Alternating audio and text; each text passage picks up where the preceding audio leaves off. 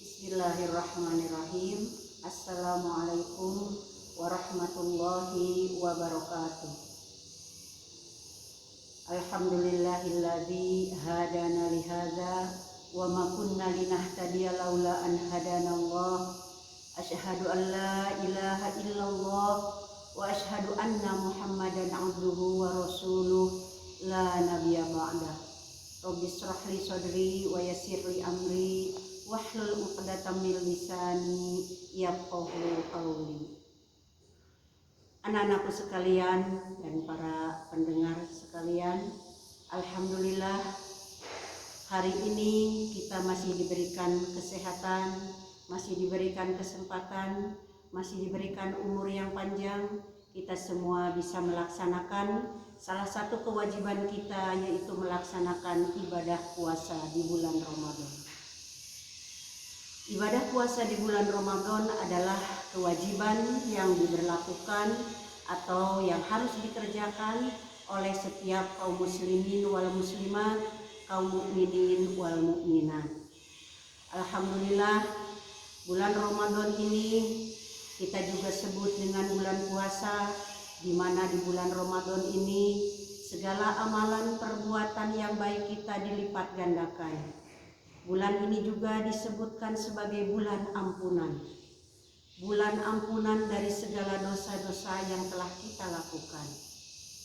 Anak-anakku sekalian, puasa di bulan Ramadan itu hukumnya wajib bagi kita semuanya.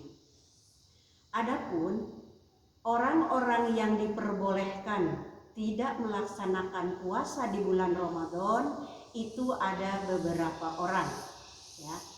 Yang pertama adalah orang sakit. Orang sakit boleh berbuka puasa atau tidak berpuasa sekalipun. Yang kedua adalah musafir. Musafir itu artinya orang yang sedang dalam perjalanan jauh. Dalam Al-Quran Allah berfirman, surat Al-Baqarah ayat 184. A'udzu billahi minasyaitonir rajim. Bismillahirrahmanirrahim. Faman kana minkum maridun aw 'ala safarin fa'iddatun min ayyamin ukhra. Dan barang siapa yang dalam keadaan sakit atau dalam perjalanan jauh, maka boleh meninggalkan puasanya, tetapi harus mengganti atau mengqadha di hari yang lainnya.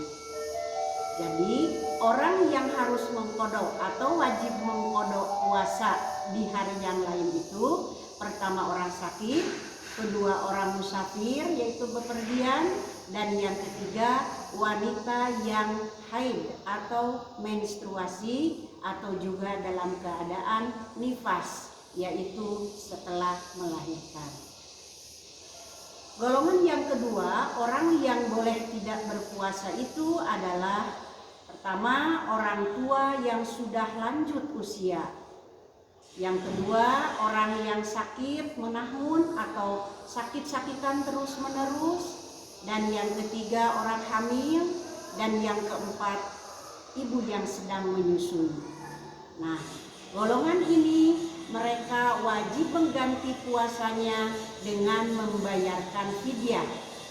Ya, sebagaimana Allah berfirman di dalam surat Al-Baqarah ayat 184 kelanjutannya. A'udzu billahi minasyaitonir rajim. Bismillahirrahmanirrahim. Wa 'alal ladzina yutiqunahu fidyatun ta'amu miskin. Jadi bagi orang-orang yang 4 golongan tadi wajib mengganti puasanya dengan membayarkan fidyah untuk fakir miskin. Anak-anakku sekalian yang berbahagia, dengan melaksanakan puasa bulan Ramadan, sebagaimana tujuan daripada puasa tersebut, yaitu la'allakum tattaqun, untuk menjadikan kita orang-orang yang bertakwa atau orang muttaqin. Ya, puasa yang kita lakukan itu harus membawa dampak positif, harus membekas. Karena selain manusia, binatang pun ada puasanya. Contohnya puasa ular. Ular berpuasa, dia mendekam, tidak mau diganggu, tidak boleh diganggu. Kemudian dia akan berganti sisi. Tetapi puasa ular itu tidak berubah, tidak membekas. Karena ular setelah berpuasa, setelah ganti kulit pun masih tetap menjadi ular. Namanya tetap ular, sifatnya masih tetap sama, adat istiadatnya masih sama. Berbeda dengan puasa ulat, ya. Ada puasa ulat. Kalau puasa ulat, setelah dia berpuasa, dia berubah dari kepompong, kemudian berubah menjadi kupu-kupu, ya.